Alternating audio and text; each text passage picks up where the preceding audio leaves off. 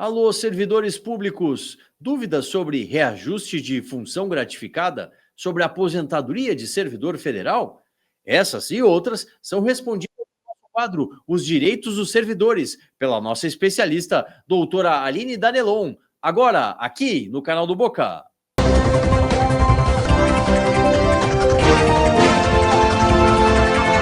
A legislação dos servidores públicos é pauta no Boca no Trombone. Servidores públicos, vocês estavam aguardando, estavam esperando, então chegou a sua vez, a sua hora nos direitos dos servidores, com ela, a nossa especialista, doutora Aline Danelon. Seja muito bem-vinda, doutora Aline, a mais uma edição do Boca aqui da Rádio Bandeirantes. Bom dia!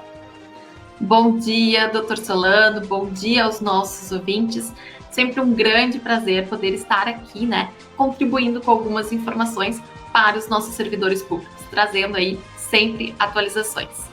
Verdade, sempre atualizadíssima. Doutora Aline traz as demandas aí administrativas dos servidores públicos. Então, bora lá, vamos responder as questões que vão chegando. O Edmundo, doutora Aline, ele manda a questão lá pelo nosso Instagram, no @programa Boca no Trombone. Minha FG é a função gratificada, não é reajustada desde janeiro de 2009. Tenho 32 anos de serviço público estadual e ganho menos que o salário mínimo regional. O que posso fazer? É a pergunta do Edmundo, doutora. Bom dia, seu Edmundo. Então, a questão aí de valores que se tem para receber é uma questão bem polêmica. O que se leva em consideração? É o valor final de todas as parcelas que você tem. Então, se lá no final, somando todas as parcelas que você tem para receber, por exemplo, como a sua função, como o seu piso, algum adicional de insalubridade, todas as horas extras, e lá no final, esse seu valor chegou ao salário mínimo nacional, dificilmente você vai conseguir um reajuste com base nisso, tá? Então, a gente já teve vários ingressos de processos nesse sentido e ficou estabelecido aí que a possibilidade de se receber as parcelas em valores menores, porém, o valor final, a soma total dos seus proventos, é que não pode ser aí inferior ao salário mínimo.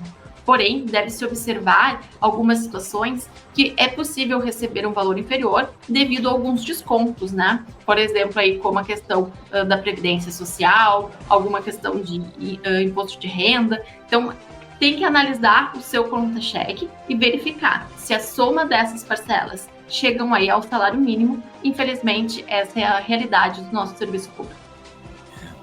Bem como a senhora grifou, infelizmente.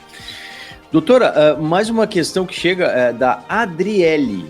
Ela diz que tem 35 anos de idade, tem 3 anos de contribuição como menor aprendiz, 2 anos no serviço público estadual, 2 anos como CLT e 13 anos no serviço público federal com insalubridade na área da saúde. E a pergunta dela é: quando me aposentarei? Quer saber a Adriele, doutora? Adriele, bom dia.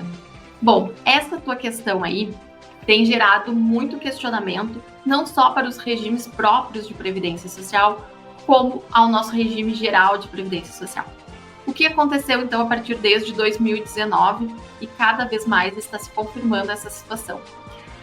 O pessoal que está entrando ou que já entrou, mas está aí na casa dos 30, dos 40 anos, a tendência é que a gente vá obter somente uma aposentadoria por idade, porque a gente não vai conseguir preencher as regras aí das aposentadorias, das regras de transição.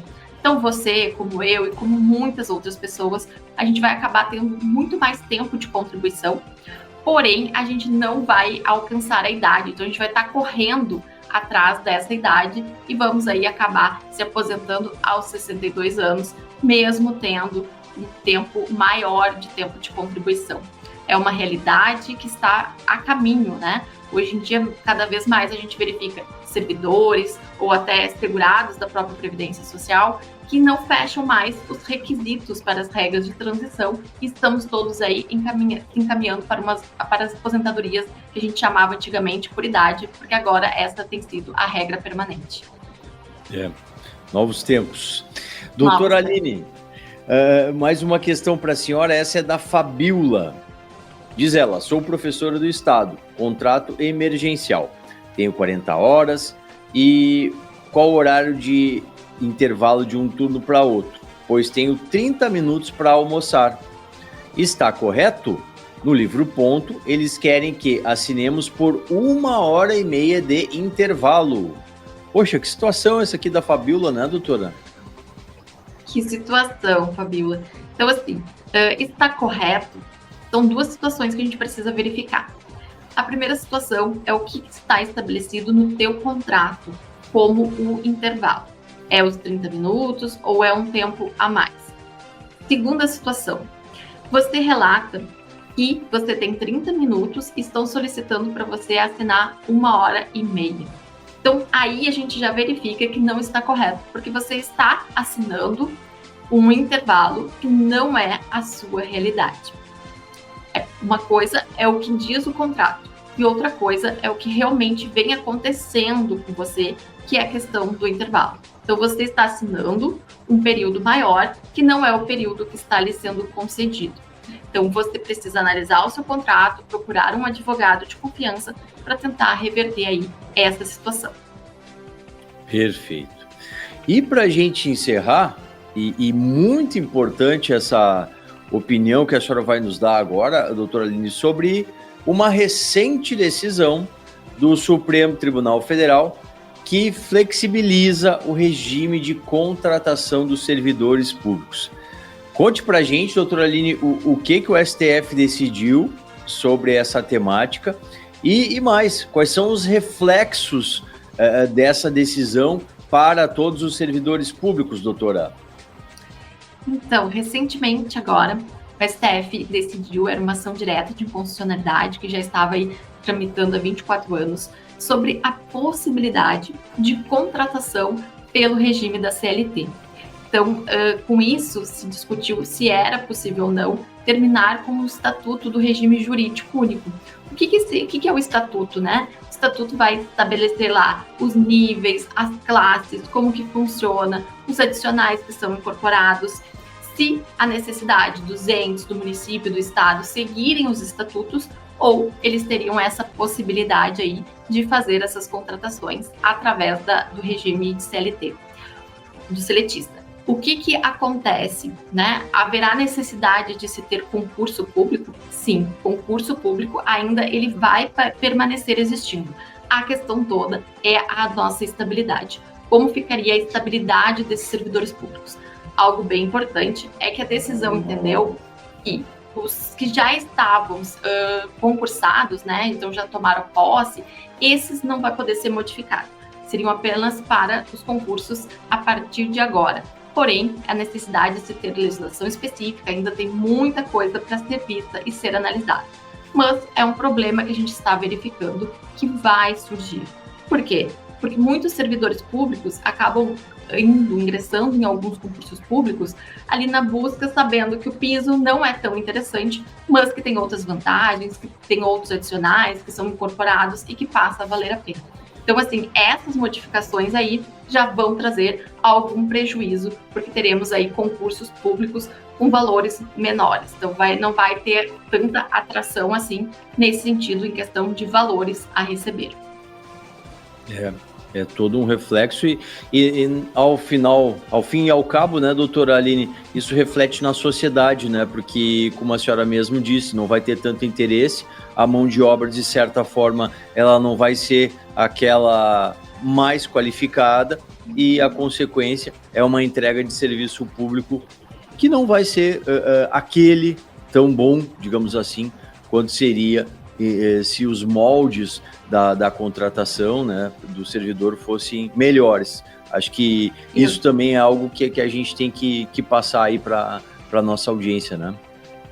Exatamente. Inclusive, assim, a gente verifica que a questão dos servidores públicos, né, desde 2003, na questão das aposentadorias, quando passou a não se permitir mais a paridade, a gente já vê uma grande modificação. Então, é bem importante os servidores compreenderem, quando estão aí fazendo um concurso público, qual vai ser o regime, como que vai funcionar, a questão da aposentadoria, porque muitos ainda estão acreditando que tem direito à paridade, mas ela já foi encerrada lá em 2003. Então é bem importante procurar aí uma orientação de um advogado, de um profissional habilitado em regimes próprios de previdência social, para que possa compreender a sua realidade.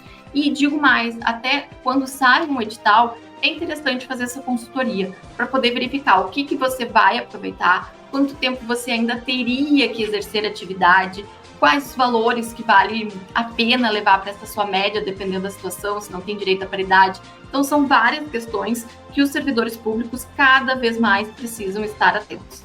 Fala, turma! Gosta de conteúdo jurídico? Então aqui, o canal do Boca no Trombone é o espaço para você. E ainda, você pode mandar a sua dúvida e ser respondido por um dos nossos especialistas. Mas tem de seguir. Te inscreve agora!